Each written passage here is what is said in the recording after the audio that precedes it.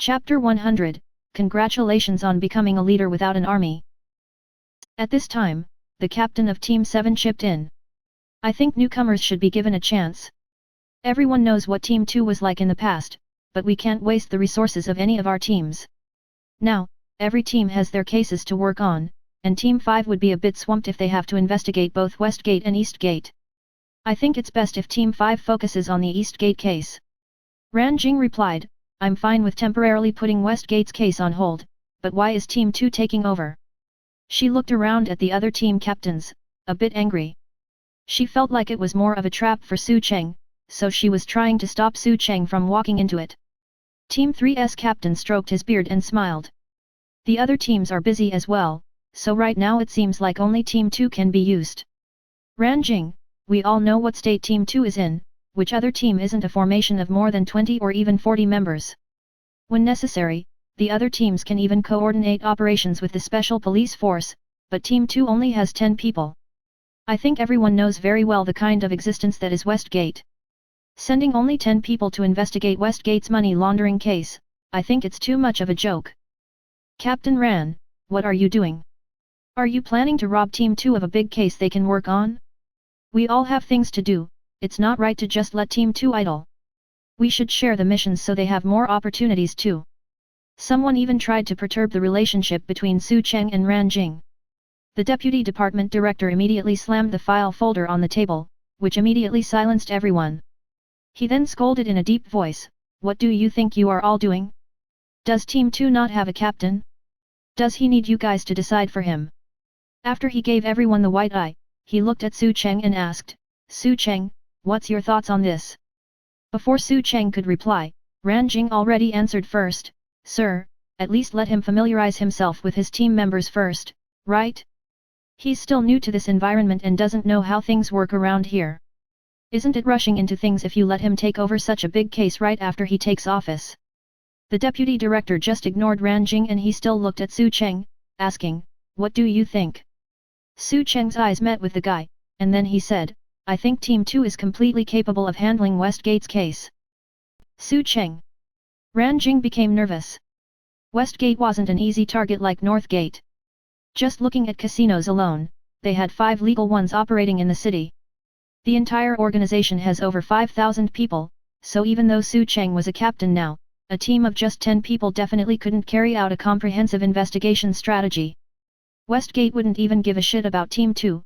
And plus the fact that Su Cheng caused North Gate's downfall, the other 3 gates would most likely join hands and kill him since he was basically sending himself into their lair.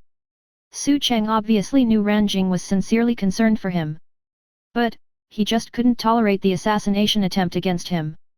This time, he won't be waiting around for them to try and kill him again. He would be going to find them himself. Since both sides were no longer hiding their intentions, then he wouldn't mind playing with them with increased stakes. Deputy Department Director, I'm fine with this. Very well, then later let Captain Ran of Team 5 hand over all the information they've gathered on the case to you. Immediately, the meeting was over. When everyone packed up their files and left the meeting room one after another, Ran Jing stayed behind and glared at Su Cheng. Are you stupid? You don't know that you are walking into their trap? They just want to kill off your confidence so you don't feel like you are above them all. Since you were able to easily take care of North Gate while they worked their ass off but couldn't. Su Cheng packed his things up too and calmly replied, of course I know. You told me before too, I snatched their big bone, and there's competition among everyone. My appearance means that some people will have no choice but to share their pie with an extra person, so it's normal for them to try and set me up. But that's just life and how society is. If you don't have the ability, you will be eliminated no matter where you go. If you want others to recognize you, then you will have to prove to them what you are capable of. Then, he smiled at Ran Jing. This time, I'm here to prove to them what I'm capable of. Ran Jing sighed. Then, she said, a bit dejected, do you need me to assign some people from Team 5 to help you? It's fine, you just need to give me what you have.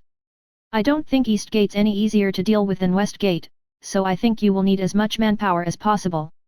Seeing how determined Su Cheng was, Ran Jing no longer insisted.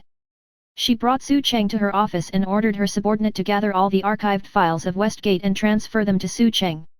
With the files in hand, Su Cheng went back to the 20 square meter big office and announced, "Listen up, didn't you guys think you have nothing to do? Let me announce, Westgate's money laundering case will be completely taken over by us from now on." After Su Cheng finished, he noticed all of his team members were looking at him, a bit dumbfounded. Li Chao and Wu Gang even shot up from their seat as they looked at Su Cheng in disbelief. "What did you say? The Westgate's case had been handed over to us now." Su Cheng nodded and clapped his hands. "Give me more energy, don't be like dead fish." All 10 of them immediately laid on the table, dejected. Li Chao stared at Su Cheng and shouted, "How do you expect us to be more energetic? Westgate is so big and you want our 10-men team to investigate them? Are you out of your mind?" Su Cheng slammed the file folder on the desk and said domineeringly, "You guys said you weren't given a chance, so I got you the chance. You've been complaining about how no one trusts any case to you. Now, just give me an answer, do you or do you not have the balls to take on this case with me? If yes, then stay, if not, then you can leave. I will transfer you to another department."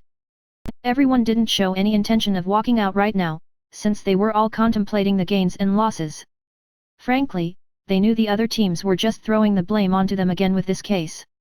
Everyone knew that the four gates had been around for a long time, so of course they had learned the ways to hide themselves very well in this lawful society. Who was going to leave evidence of money laundering behind for them to gather? Besides the great difficulty, the mission will also be very dangerous. None of the other 3 gates were easy to deal with, and the moment you touched their bottom line, they would immediately erase you from the face of the earth. So, that was why Ranjing could get the cases for 2 of the 4 gates and the other team captains had no problems with it. Wu Gang looked over the files compiled by Team 5, and his face turned sullen. "If there was a single piece of evidence, we could at least follow the trail and investigate, but there has been basically zero progress on the case so far. What are we going to do? The other 3 gates are all very hard to penetrate since their core management groups are tight-knit communities that go way back, thus it's impossible to get any solid evidence. Just with the 10 of us, I don't think we can play with them. Do you have any plans or confidence?" Under the full anticipation of everyone, Su Cheng just simply answered with one word, "Nope." The other 10 of them really wanted to die. Wu Gang directly threw the file onto the desk and left the room. Then, Li Chao followed after, and then the others all left one after another. In the end, in the small office space that is Team 2, only Su Cheng was left standing there. Not long after, Ranjing appeared at the entrance. With her arms crossed, she looked at him and sighed. "They all know you guys are trying to hit a stone with an egg." Su Cheng looked towards Ranjing and asked, "Wanna go have a drink with me to celebrate?"